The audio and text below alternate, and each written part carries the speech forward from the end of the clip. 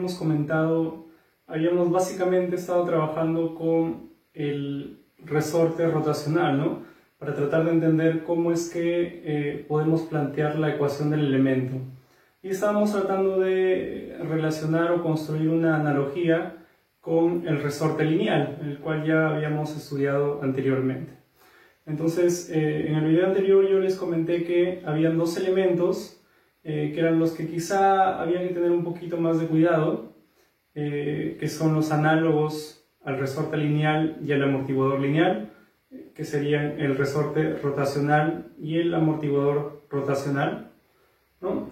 Nosotros ya vimos entonces en el video anterior el resorte rotacional. Vamos a recordar brevemente para poder rápidamente saltarnos al amortiguador rotacional.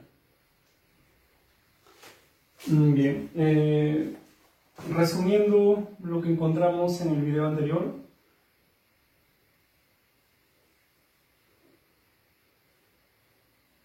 ese es un resorte. Tengo dos opciones, lo defino positivo en tensión o positivo en compresión. Si lo defino en positivo en tensión, significa que las fuerzas las defino como unas fuerzas que estiran. El resorte tiene constante K. Defino las posiciones de los extremos y planteo la ley de Hooke, ¿no? Que me dice fuerza de estiramiento es igual a constante del resorte por la cantidad que sea elongado, ¿no? Que en este caso sería x2 menos x1. Ya. El análogo en el caso rotacional de este elemento es el resorte rotacional.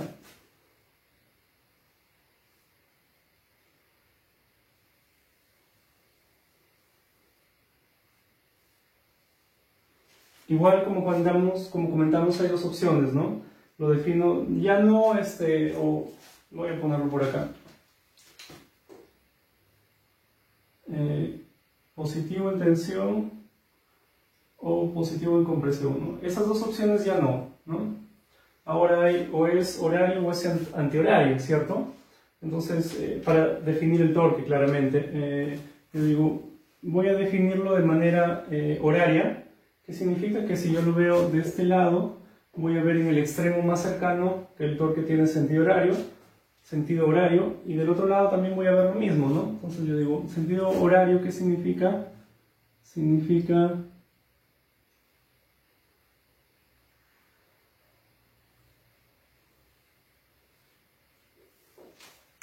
definir el torque así, ¿no? Y yo lo veo desde acá, si yo lo veo desde acá voy a ver en ese extremo que es horario, ¿no? Entonces acá lo estoy definiendo como horario. Y tal como comentamos, el elemento es un elemento idealizado, tiene masa despreciable, por tanto los torques en los extremos tienen que ser iguales y opuestos.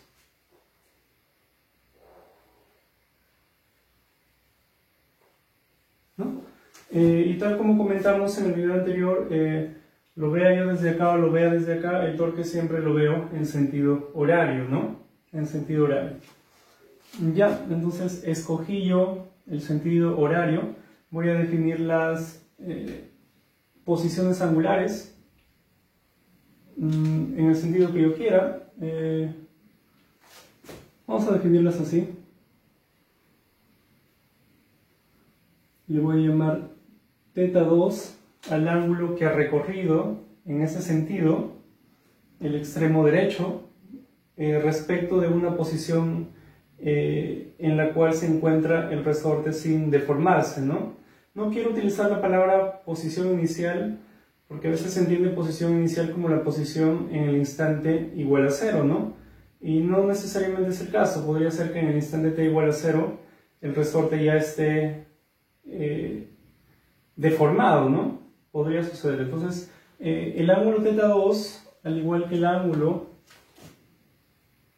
θ1, lo voy a definir así, son los ángulos que han rotado cada uno de los extremos, el extremo derecho y el extremo izquierdo, respecto de una posición en la cual el resorte está sin deformarse, ¿no? De manera similar a que x1 y x2 representan cuando se han desplazado los extremos respecto de una posición cuando el resorte está sin estirarse o sin deformar. Muy bien, planteamos la ley de Hooke para el resorte. Nos diría torque es igual a la constante, K también, lo vamos a anotar por K también, por la cantidad angular que se ha deformado, ¿no? Que sería, tal como vimos, la diferencia de ángulos, Z2 menos Z1.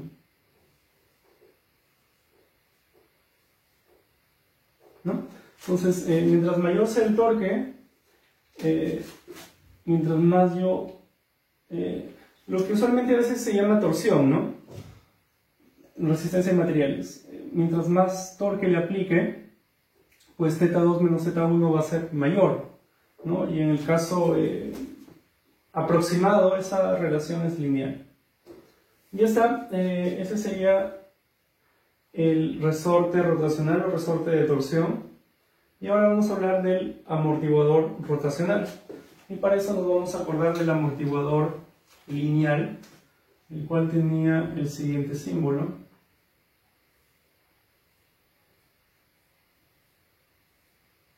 ¿No? Igual podría ser positivo en compresión o positivo en tensión. Voy a hacerlo parecido como está acá. Positivo en tensión, fuerza F. Fuerza F. Y ahí no me interesan mucho las posiciones, ¿no? Sino más bien las velocidades. Entonces yo digo, la velocidad del extremo derecho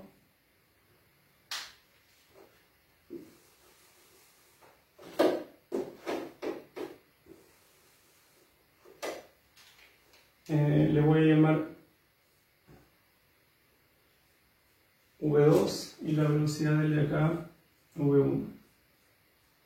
Tiene su constante y digo, lo que se cumple acá es que, de nuevo, en el caso idealizado, el cual aproximamos a una función lineal, se cumple que la fuerza de estiramiento es igual a la constante por la velocidad a la cual se estira, que es V2 menos V1.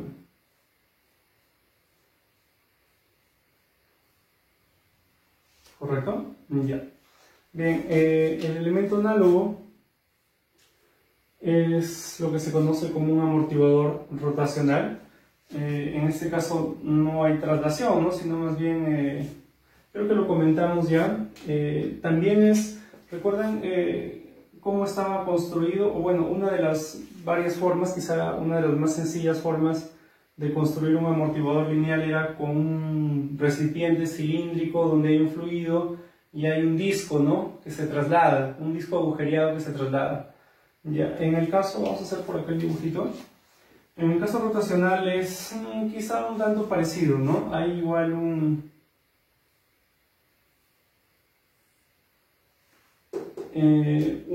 depósito, una cámara cilíndrica, ¿no?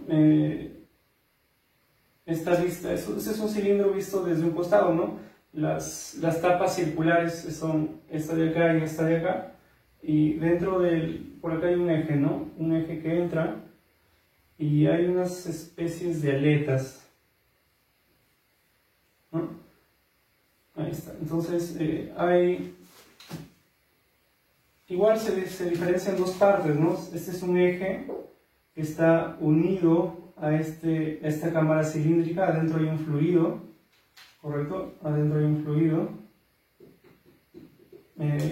Es una cámara cilíndrica, las tapas circulares están acá. Esta es una vista, ¿cómo se podría decir? De costado, ¿no? Las tapas circulares se ven como rectas. Y por acá hay el segundo elemento que sería un eje, que hay un pequeño agujerito por el cual entra el eje, ¿no? Pero evita, seguro mediante alguna empaquetadura, qué sé yo, evita que se escape el fluido, pues, ¿no? Y ahí hay unas aletas. Entonces, cuando hay un movimiento rotacional relativo de este eje respecto de pues las aletas se mueven dentro de la cámara, ¿no? Y por haber ahí un fluido viscoso, pues hay una resistencia al movimiento.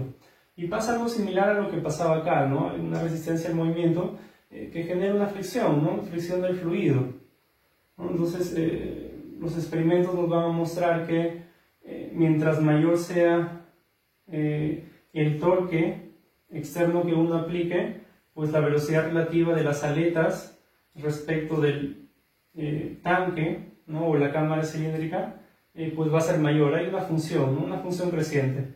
Se puede aproximar, y lo vamos a hacer solo para no complicarnos la vida innecesariamente, vamos a suponer que es lineal, ¿no? Una relación lineal. Ya, entonces, su simbolito, podemos utilizar el siguiente símbolo.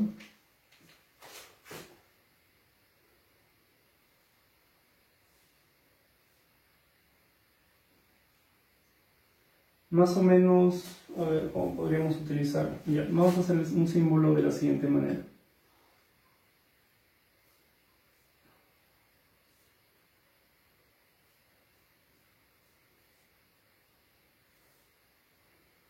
Así que más o menos represente lo que está por acá, ¿no? Entonces, igual que en el resorte rotacional, puedo escoger definir las variables de manera, bueno, en particular el torque, ¿no?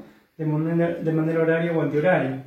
Vamos a definirlo de manera horaria igual que acá, es decir, así, tau, y acá tendrá que ser al revés. Igual no tengo que decirlo porque eso ya lo estamos comentando varias veces. Se supone que este elemento tiene masa despreciable, por tanto los torques en los extremos deben ser iguales y opuestos para que se anulen, ¿no?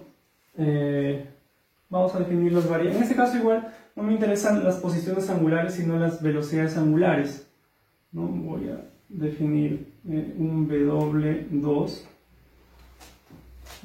y voy a definir un W1. En el caso lineal, este elemento va a tener su constante, de acuerdo, notamos por B, y se cumple una relación análoga a la que está acá, ¿no? Que me dice que el torque externo aplicado es proporcional, la constante de proporción es B, a la velocidad relativa de las aletas respecto de la cámara cilíndrica, ¿no? Esa velocidad relativa es W2 menos W1, ¿no? Si W2 es igual a W1, pues significa que aletas y cámara están rotando a la misma velocidad, por tanto es como si uno está quieto respecto del otro, ¿no? Entonces ahí no se genera ninguna fuerza de fricción por el movimiento del fluido, todo rota en conjunto, ¿no?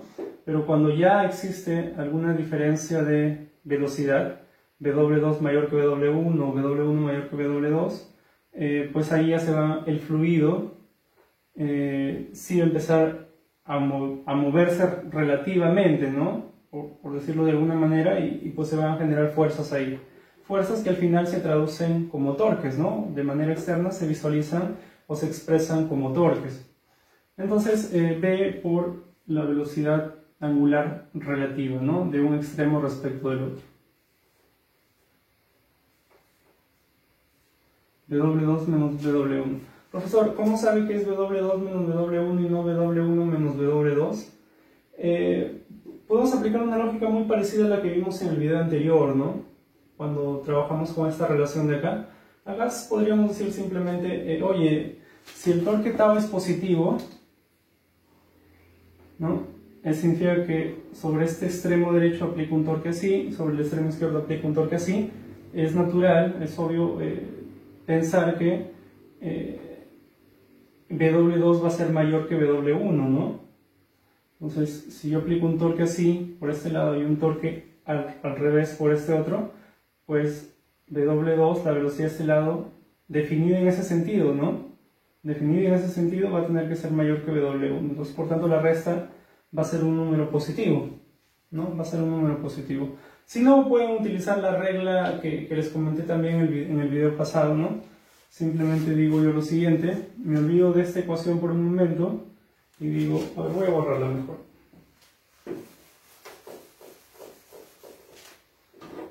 Digo simplemente torque es igual a B por... El problema es lo que está dentro del paréntesis, ¿no? Entonces yo digo, oye, ver ese extremo, ¿no? ¿El torque y W2 tienen el mismo sentido? Sí. Si tienen el mismo sentido, positivo, más W2. Luego veo el otro extremo, tienen sentidos diferentes, por tanto será negativo, ¿no? Eso no es magia, simplemente se puede demostrar. Yo no lo demostré en el video pasado, solamente les comenté algunas cosas. Ustedes con facilidad podrían deducir esa regla, ¿no? Esa regla que en el mundo práctico nos va a ahorrar bastante trabajo. Muy bien, ahora lo que vamos a hacer es, ya entendimos cómo definir los flujos, ¿no? Las velocidades y los esfuerzos, los torques en estos dos elementos. Y ahora sí lo que vamos a hacer es, mediante un pequeño ejemplo, aplicar la metodología en la cual yo les había comentado en su momento que era análoga, bastante parecida a la metodología para el caso lineal, ¿no? Bastante parecida. Entonces, veamos un ejemplo. Imaginemos entonces el siguiente ejemplo. Tenemos por acá un motor.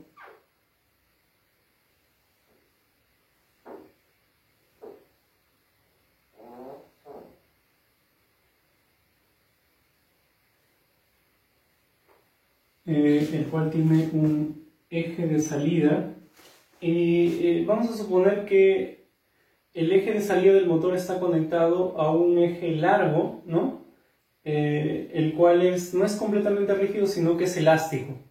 Entonces, de alguna manera se comporta como un resorte, ¿no? Voy a dibujarlo sencillamente así.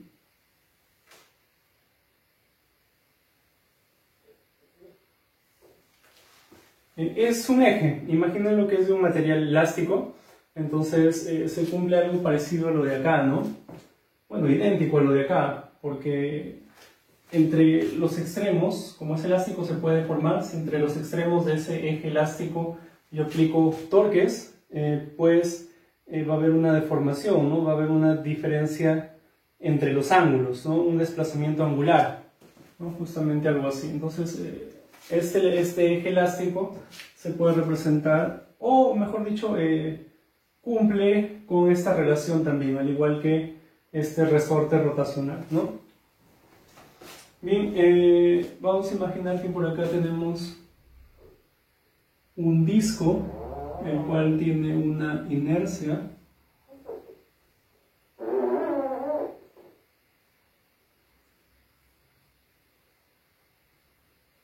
¿Sí? Disco.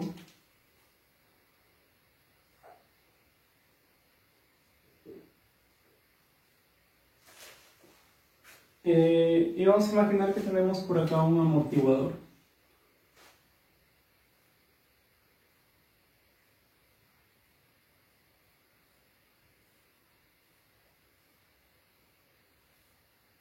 Y el extremo derecho del amortiguador está fijo.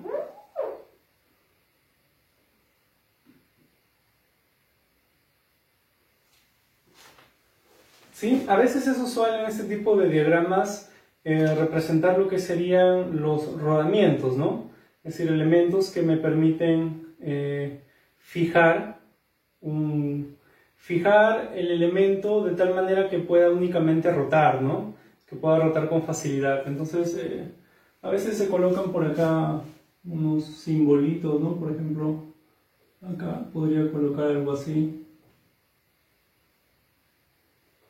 ¿no? Unos rodamientos ahí, por acá también si quiero.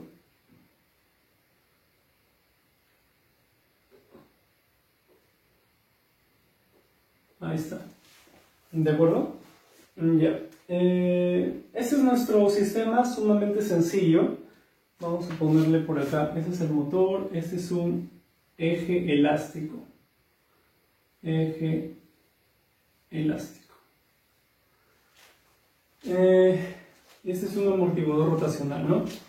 Ya. Este elemento, como les estaba comentando, ese eje largo, se comporta como un resorte rotacional. Hay una relación, una proporción entre el torque entre sus extremos y el desplazamiento angular relativo, y por tanto tiene una constante, la cual le vamos a poner de nombre K, ¿no? Este disco, lo que nos va a interesar de este disco es su inercia, ¿no? Nosotros ya vimos en su momento que un disco, o un cuerpo en general, ¿no?, que rota alrededor de un eje fijo, iba a haber una relación, ¿no?, entre el esfuerzo. Claramente hay una relación entre el esfuerzo, el torque y la aceleración angular, lo que se convierte luego eso en una relación entre la velocidad angular y el momentum, y por tanto dijimos que podíamos representarlo como un elemento tipo I, o un elemento inercial, ¿no? Entonces lo que nos interesa es su inercia, que lo vamos a anotar por J, y este elemento tiene su constante B. ¿De acuerdo? Ya. ¿Recuerdan cuáles eran nuestros pasos para el caso del modelamiento de sistemas mecánicos traslacionales? Los mismos son acá, solo con una ligera variación, ¿no? En el caso de la elección, ya no de positivo en tensión y positivo en compresión, sino de horario y antihorario. Solamente en eso básicamente se diferencia. ¿Cuáles eran los pasos? Primero, bueno, no interesa, en verdad, lo importante es que siga cierta lógica, ¿no? El primer paso podría ser establecer las velocidades, o el primer paso, si quieren, podría ser definir los elementos, si son horarios o antihorarios, ¿no? Los elementos que tienen dos extremos, ¿no?, como son este eje, o lo que podría ser también el resorte rotacional y el amortiguador. Bien, entonces eso es lo primero que vamos a hacer. Vamos a definirlos como, es arbitrario, ¿no? Voy a definir el de acá como horario para el eje y antihorario para el amortiguador. Es arbitrario, lo estoy poniendo al azar, ¿no?, como se me acaba de ocurrir ahorita. Ya. Luego de eso definimos todas las velocidades. Recuerdan que en el caso traslacional identificamos todas las velocidades que había, incluida la velocidad de los elementos que estaban quietos, la cual es igual a 0. Pues acá también, ¿no? Acá también. Entonces digo, oye, el eje del motor va a tener una velocidad, ¿no? Que igual la defino en el sentido que quiera, ¿no? En el sentido que quiera. Puedo definirla así. Digo W1, ¿no? La velocidad sería W1, es la velocidad angular del eje de salida del motor, definida así. Y también es la velocidad del extremo izquierdo de este eje largo, ¿no? Ya. Por acá defino la velocidad angular de esta inercia. Voy a dibujarla por acá. Le llamo W2. Es la velocidad de este disco, ¿no? También es la velocidad del extremo, W2 también es la velocidad del disco, también es la velocidad del extremo derecho de este eje largo, y también es la velocidad angular del extremo izquierdo de este amortiguador, ¿no? Es la misma velocidad. Y por último la de acá, ¿no? Que la defino igual en el sentido que yo quiera. Vamos a definirla así. Llamamos W sub 0 y claramente su valor es 0, ¿no? Ya está, ya definimos, solamente hay tres velocidades. Ya podemos ahora empezar a construir el diagrama de enlaces. ¿Cuál era nuestro siguiente paso, recuerdan? En el caso traslacional, pues utilizar un elemento de unión tipo 1 para cada una de las velocidades, ¿no? Diríamos 1 relacionado a omega 1, 1 relacionado a omega 2 y 1 relacionado a omega sub 0 igual a 0. ¿Estamos? Lo que hacemos ahora es empezar a insertar los elementos. Nosotros ya luego vamos a ver que el motor, un motor eléctrico, se puede modelar utilizando varios elementos básicos eléctricos y mecánicos, ¿no? Pero eso lo vamos a ver luego. Entonces, para no complicarnos con este elemento, por ahora vamos a suponer que el motor se comporta como una fuente de velocidad. Es decir, que el motor tiene la capacidad de establecer arbitrariamente una velocidad angular en su eje de salida. Justamente esa velocidad angular es W1, ¿no? Entonces lo que estamos diciendo es que W1 es una variable establecida arbitrariamente por el motor. Dicho de otra manera, es una entrada a todo el sistema, ¿no? Entonces el motor simplemente, solo para este ejemplo, porque no queremos complicarnos todavía y además que todavía no conocemos algunas cosas, vamos a suponer que el motor se comporta como una fuente de flujo, ¿no? Entonces sería fuente de flujo de valor, el flujo, ¿no? W1. Ahí está. Ya insertamos el motor. Ahora nos enfocamos en este elemento elástico, ese eje elástico, y hemos definido su torque como positivo horario, ¿no? Tal cual lo hicimos por acá. Ya, entonces, dicho eso, yo me pregunto, ¿no? ¿Cuál es el flujo del elemento? Claramente, nosotros ya hicimos una deducción en el caso de este elemento, ¿no? Que habíamos encontrado que, ya que se cumple esto, el flujo es, justamente tendría que ser la derivada de lo que está acá, ¿no? Eso me queda V2 menos V1. Entonces acá, el flujo de este elemento es la derivada de θ2 menos la derivada de θ1, W2 menos W1, ¿no? Entonces igual acá, si a mí me preguntan, me dicen, oye, el torque ha sido definido de forma horaria, entonces el torque, ¿no? El esfuerzo, el flujo tendrá que ser la velocidad angular relativa, ¿no? Entonces yo digo, va a ser, oye, el torque es así, por acá es así, ¿no? Porque es horario, el torque es así, sobre el elemento, acá es así, y el flujo tendrá que ser W2 menos W1, ¿no? Esa es la velocidad relativa. Entonces yo digo, voy a representar ese elemento, vamos a poner un 0 porque en verdad esto es idéntico al caso translacional. Es un elemento tipo C de constante 1 sobre K, ¿no? Y el flujo que tiene que ir acá es justamente lo que podría llamarle yo, acá en este caso era la velocidad de estiramiento, ¿no? En este caso podríamos llamarle la velocidad angular relativa de un extremo respecto del otro, pero en sentido horario o antihorario según escojamos, ¿no? En este caso nos interesa horario, entonces, ¿cuál es la velocidad de este extremo respecto de este en sentido horario? Pues es W2, porque estás justamente definido en ese mismo sentido, ¿no? Menos W1. Entonces, igual está por acá, ¿no? Acá tendrá que ser el flujo W2 menos W1.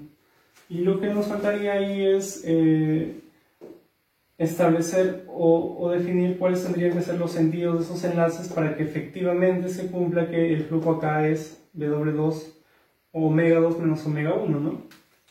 Y la respuesta es que tendrá que ser así, ¿no? Saliente, saliente y entrante. Saliente W2 menos W1 más W1, queda W2 que es el entrante. ¿Ya está? Seguimos con el otro elemento, la inercia está asociada a la velocidad omega 2, simplemente un elemento tipo I de valor J, nada más. Y luego seguimos con el amortiguador. En este caso está definido en sentido antihorario, ¿no? Entonces al revés que en el caso anterior. De frente ya colocamos esto, 0, 0, elemento tipo R, ¿no? De valor B. Es un elemento tipo R, hay una función entre el torque y la velocidad angular relativa, ¿no? Entonces el flujo, acá tengo que tener cuidado, el flujo del elemento tendrá que ser igual a, considerando que acá lo hemos definido en sentido antihorario, tenemos que ir pensar un poquito, ¿no? A ver, vamos a dibujarlo solito, el amortiguador por acá.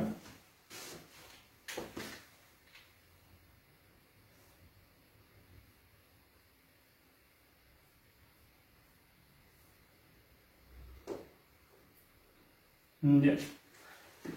Como acá dice antihorario, lo que estoy diciendo es que el torque en el amortiguador está definido así, ¿no? Antihorario. Si yo lo veo desde acá, voy a ver el torque en sentido antihorario. Entonces, este torque es el torque en el amortiguador. Y acá tendrá que ser al revés. Ese es el torque en el elemento, es justamente el esfuerzo que aparece acá, ¿no? Torque en el amortiguador. ¿Sí? Ya. He definido W sub 0, así, y W2, así, ¿no?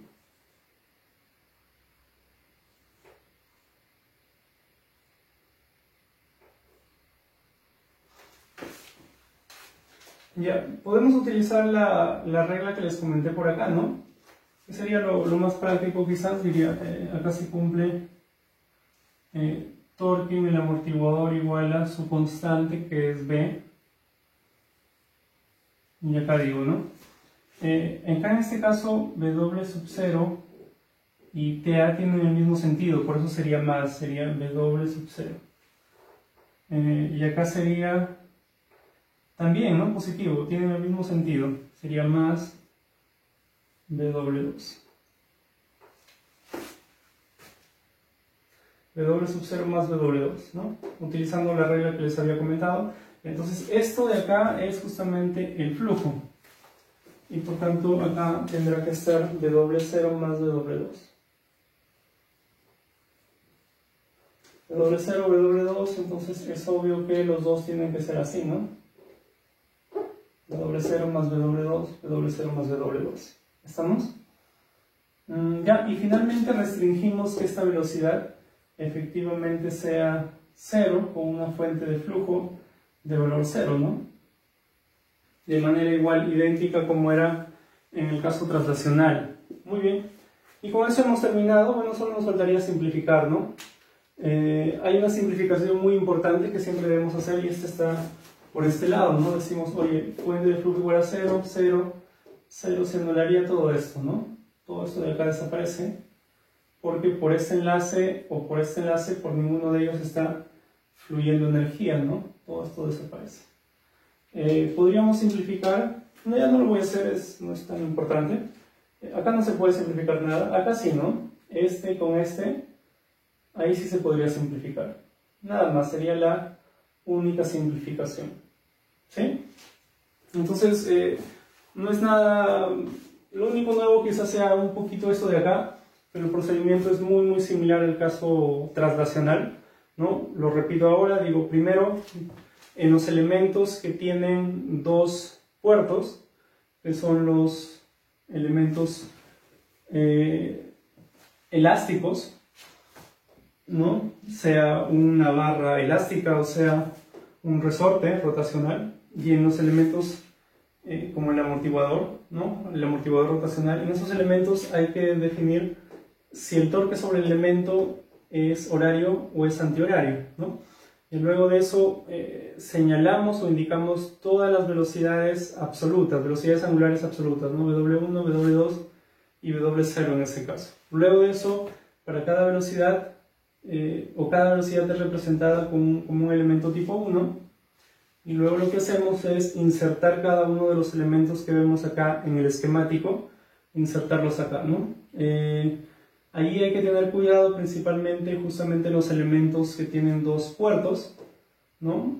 Y construir, escogiendo adecuadamente los sentidos de los enlaces, construir justamente el flujo adecuado o correspondiente, ¿no? Según cómo hayamos elegido el elemento horario o antihorario, ¿no? Luego de cómo hemos construido el modelo, pues siempre, o casi siempre, ¿no? En algunas excepciones, vamos a poder eliminar los elementos que se llaman elementos de cero potencia, ¿no? Este enlace, la energía que fluye por acá es cero, ¿no? La energía que fluye por acá es cero, porque el flujo es cero.